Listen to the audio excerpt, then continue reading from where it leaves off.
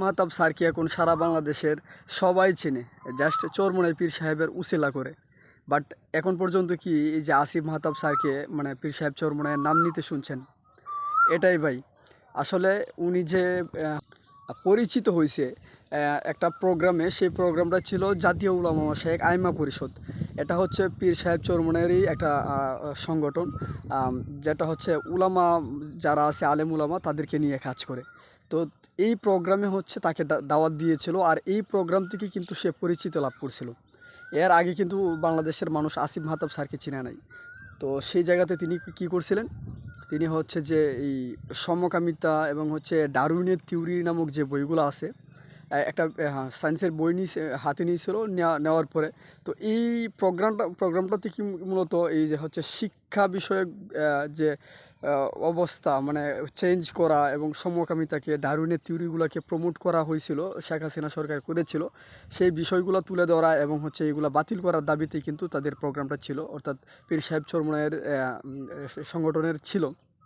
তো সেই প্রোগ্রামে তাকে দাওয়াত দেওয়ার পরে সেখানে কিন্তু পীর সাহেব চরমোনাইও কিন্তু হুঙ্কার দিচ্ছিল এবং বইগুলা ধরে ধরে শেখ হাসিনাকে গালিগালাজ করছিল এবং এগুলো উড্রু করার জন্য বলছিল। তো সেই প্রোগ্রামে কিন্তু আসিফ মাহতাব স্যারও কী করছিল, যে এই যে সমকামিতা প্রমোট এবং সে ডারউইনের থিওরি যে পৃষ্ঠাগুলোতে ছিল, সেই পৃষ্ঠাগুলি ছিঁড়ছিল।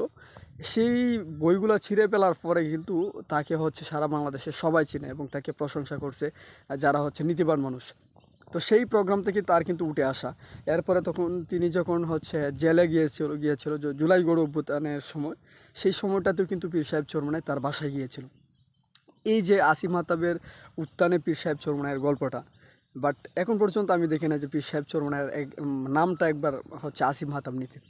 Just not only Asif Mahtab, সারা বাংলাদেশের হচ্ছে মানে যারাই হচ্ছে পরিচিত লাভ করে ওইভাবে পীর সাহেব চরমোনাইকে প্রমোট করতে চায় না।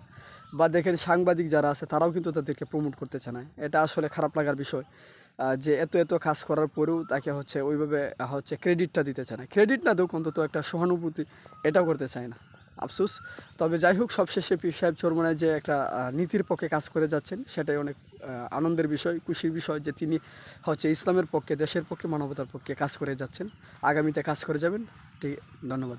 আর যারা আমার ভিডিওতে আছেন ইনশাল্লাহ সাবস্ক্রাইব করে দেবেন এবং পাশে থাকবেন এবং আপনার মন্তব্য কমেন্ট বক্সে জানিয়ে যাবেন।